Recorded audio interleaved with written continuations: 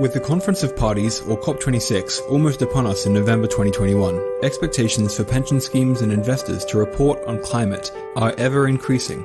Responsible investors everywhere are looking to align themselves with the International Climate Conference. Climate change is already impacting economies and markets today.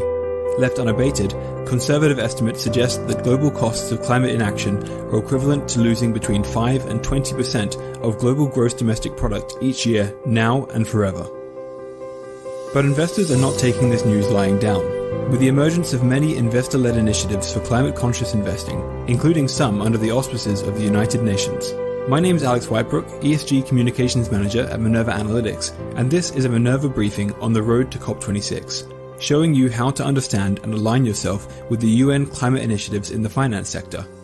Minerva, trustworthy data and insightful reporting for sustainable stewardship. This briefing comes ahead of our new climate voting guidelines updated later this month, and continues our series of webinars and briefings covering the latest developments in the ESG space. All relevant links to sign up to attend can be found below. So, let's jump right in. These are the topics we'll be covering today, starting off with a rundown of the role of the COP in the international discussion on climate change, before diving into the 5 primary UN climate initiatives you need to know about in the finance sector, and finishing off with a breakdown of how each of these organizations are connected. We know how opaque and confusing the UN system can be at the best of times, so ultimately, this briefing should leave you with a deeper understanding of how you can position your organization to align with the international climate agenda. So, why align with the Conference of Parties? Well, the COP is a yearly conference bringing together almost every country on Earth to discuss the challenges of climate change and agree on solutions. Within the United Nations, it acts as the supreme decision-making body of the United Nations Framework Convention on Climate Change, or the UNFCCC, an international treaty adopted in 1992 that acts as the parent treaty to the Paris Agreement and the Kyoto Protocol. This year will mark the 26th annual summit of the COP, presided over by the United Kingdom, with the government highlighting the unique urgency of the event. The recent landmark report from the Intergovernmental Panel on Climate Change has added further urgency to the international discussion on climate change, with the international media marking it as a code red alert for humanity. Of course, it may be easy to get the IPCC confused with the UNFCCC, but they are in fact independent bodies. The UNFCCC relies primarily on the IPCC as the most important source of scientific, technical, and socio-economic information on climate change. Investors just beginning their responsible investing journey may find it difficult to understand the history of the UNFCCC, the COP, and their international importance. Here, in this highly simplified but useful timeline, Minerva has broken down the landmark events of the past 30 years since the conception of the UNFCCC in 1992. The first major achievement of the convention was seen in only its third COP back in 1997. The Kyoto Protocol was the first agreement to operationalize the UNFCCC by committing industrialized countries and emerging economies to limit and reduce greenhouse gas emissions. The next landmark achievement in international efforts against the climate crisis didn't come until COP21 in 2015, when the well-known Paris Agreement was ratified. This time setting nationally determined targets to tackle climate change for every member of the United Nations. The primary aim of all agreements under the UNFCCC, including the COP, is to stabilize greenhouse gas concentrations in the atmosphere at a level that will prevent human interference with the climate system, in a time frame which allows all ecosystems to adapt naturally and enable sustainable development. Within the broader context of the COP and the international agreements it has brought about underneath the UNFCCC, the finance sector certainly has a role to play, but it can be difficult to understand where asset owners and managers fit into the larger picture. As mentioned, the United Nations can be opaque in its operations at the best of times, making the well-meaning but complex world of UN-led climate finance initiatives confusing to navigate. This complex network of UN-led initiatives creates a barrage of frameworks and agreements that are rapidly gaining membership in the lead-up to COP26. The first to address is the United Nations Environment Programme Finance Initiative, or UNEPFI. It aims to create a financial sector that serves people and the planet while delivering positive impacts by leveraging the UN's role to mobilize private sector finance for sustainable development. Part of this mandate includes climate change, but much of its work has centered on facilitating the creation of general, sustainability-focused membership organizations. For example, it facilitated the creation of the Principles for Responsible Investment alongside the UN Global Compact. each of whom hold a permanent position on the organization's board to this day.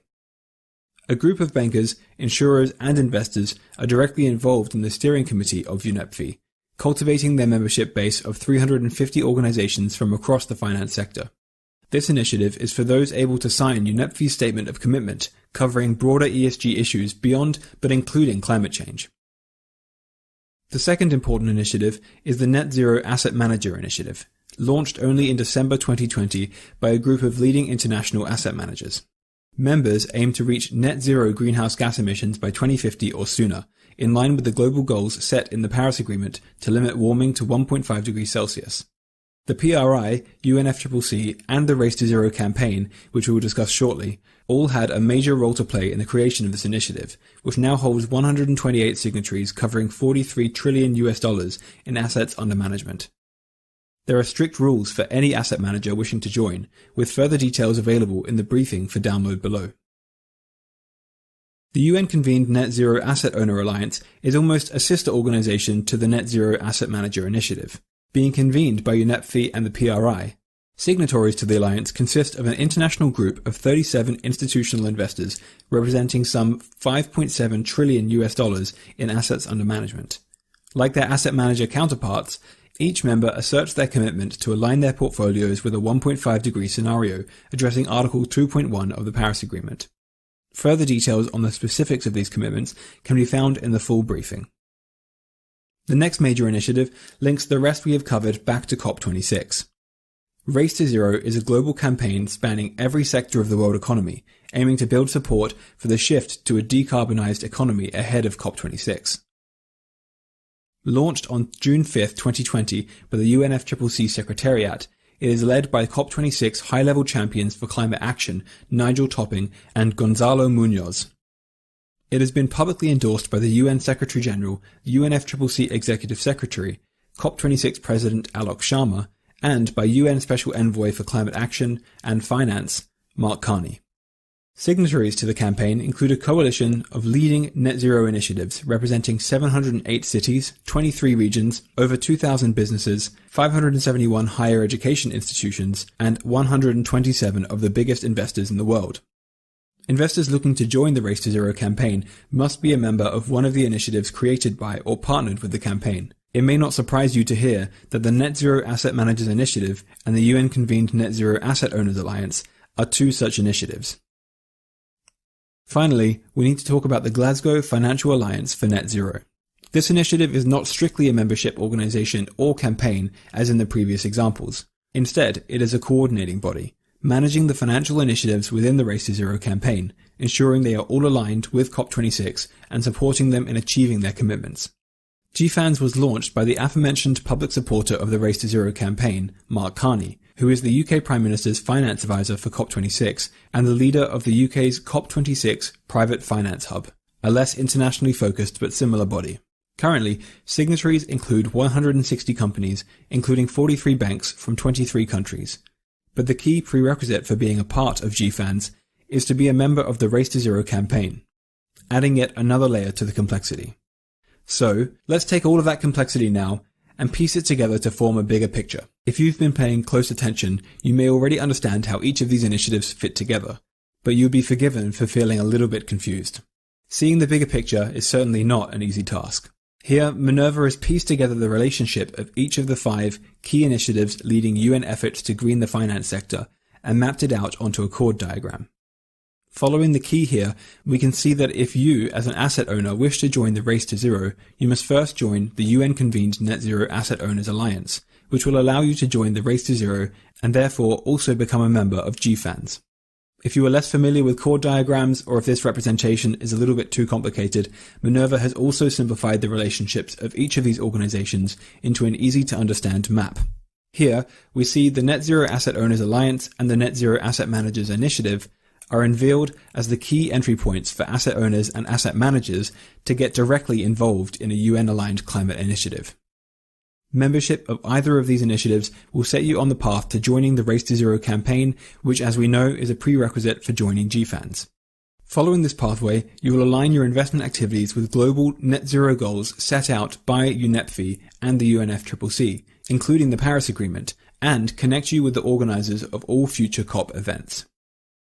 Beyond the remit of this briefing, there is of course a far larger world of investor-led and UN-adjacent climate initiatives in the finance sector, all competing to lead the way to net zero. Prime examples of these such initiatives are the Task Force for Climate-Related Financial Disclosure and the Transition Pathway Initiative. All of these such initiatives are fully independent of the United Nations, but remain strategically aligned with the initiatives outlined in this briefing. Starting your journey with any climate-focused investor initiative is a good first step, and Minerva is here to help. Separately, asset owners based in the UK may wonder how being a part of these initiatives help you meet the growing expectations of the Financial Conduct Authority and the new climate reporting standards in the Pensions Act. Conducting due diligence by adhering to the requirements of the UN-related or other climate initiatives in the finance sector will only enhance your compliance. In fact, the expectations of British policymakers are highly informed by developments at UN-level initiatives.